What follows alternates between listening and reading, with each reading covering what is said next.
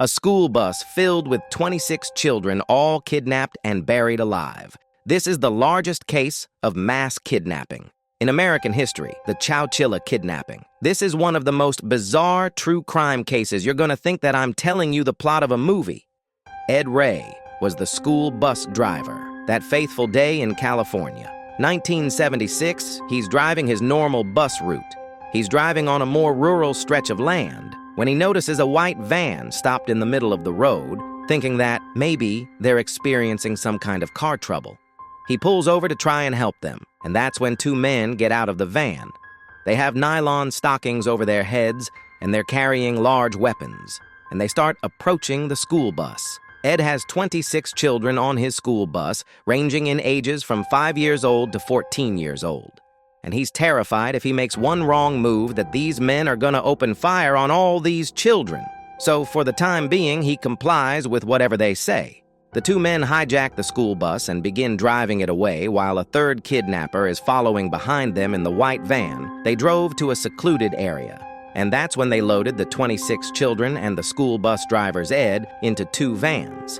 And then they drove those vans for 12 hours, and the back of the vans are completely boarded up. So they're in these vans for 12 hours in total.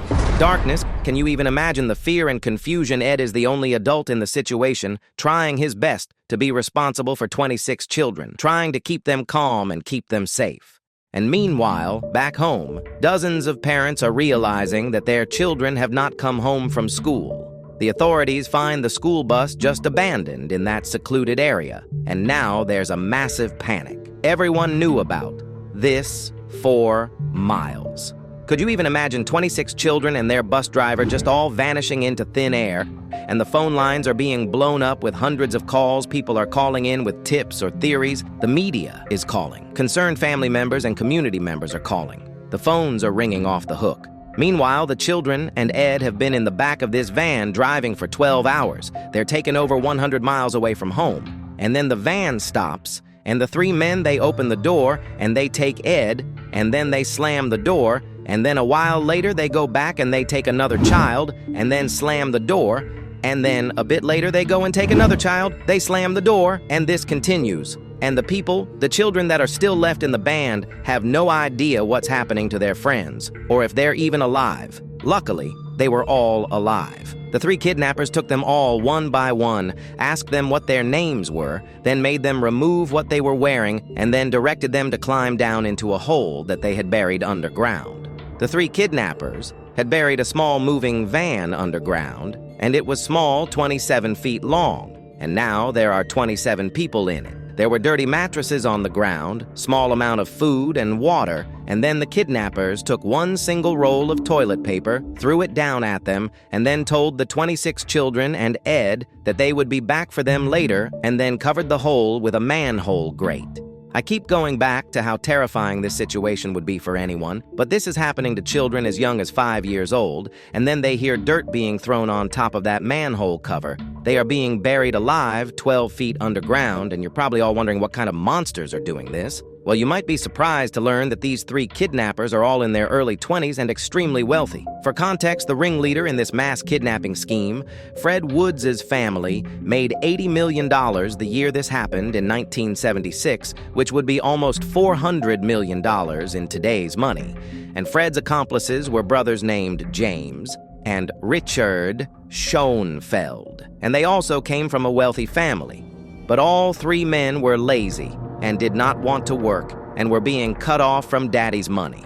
They're all in massive debt, but they're lazy. They don't want to work. They want a get-rich-quick scheme.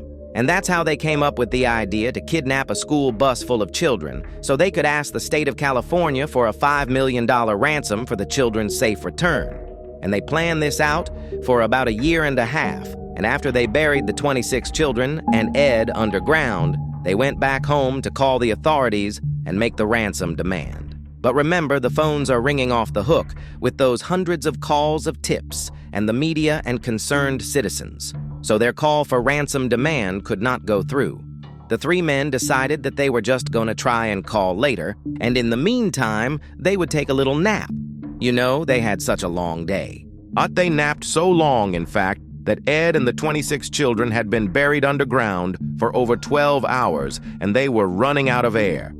The small amount of food and water that the kidnappers have left for them, it was gone. The chances of them even getting out of this hole alive to be given up for ransom were looking slim. It had been over 12 hours and the kidnappers never came back like they said they would, and this just shows the amount of bravery and the will to survive that these children had. Because they were going to get out of here, they began stacking those mattresses that were thrown on the ground on top of each other, and then started to stand on each other's shoulders so they could reach that manhole, cover 12 feet above them.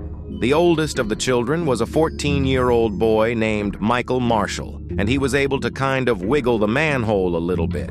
So Ed, the bus driver, he climbs up and he holds it open to him just a little bit so that Michael was able to go in and wedge a piece of wood so he's able to wiggle the manhole off. The kidnappers had also put a heavy wooden box on top of the manhole, so 14-year-old Michael starts bashing at the wood and tearing at it with his bare hands until 16 hours after they were first imprisoned. He sees sunlight. 14-year-old Michael has just freed them. He's so brave because he's the first one to leave the hole. And he has no idea if the kidnappers are going to be out there waiting for him. And then Ed lifts each child one by one to Michael until they're all free. All 27 of them are outside the hole. And now they're looking around and they're in the middle of nowhere. There's just rolling California hills surrounding all of them. They're in this mining area. There have been buried under a rock quarry, and there was an employee at the rock quarry that was about to go home. His shift was over, and he saw these 26 children and Ed just wandering around and realizes that they are the kidnapped children that everyone's been talking about. And when Dumb and Dumber finally wake up from their nap, they see on the news that, oh, all our kidnapping victims have been found alive. They tried to flee the country. It was extremely easy to identify that these men were the ones who did this, because the rock quarry that they were all buried under it belonged to Fred's father, and Fred had been seen by multiple employees digging holes at the rock quarry. And since Fred really only hung out with the Show and Tell brothers, they were easy suspects, and their homes were just filled with evidence, including all of the kidnapped children's names just written on a fast food bag. They found a draft of the ransom letter, and then they also found a document just titled Plan that documented and described all of their plans. In a lot of detail, all three men were eventually brought into custody and charged with 27 counts of kidnapping and 5 counts of kidnapping with bodily harm. A lot of the children were actually brave enough to testify and face their kidnappers, and all 3 men were found guilty of all charges and sentenced to life in prison, without the possibility of parole. But all 3 men were able to appeal successfully the bodily harm charges, because technically, they didn't beat them or anything, but all or at least most of the children. And Ed suffered with lifelong PTSD trauma anxiety on top of the fact that they almost died down in that hole and they had to fight their way out to survive.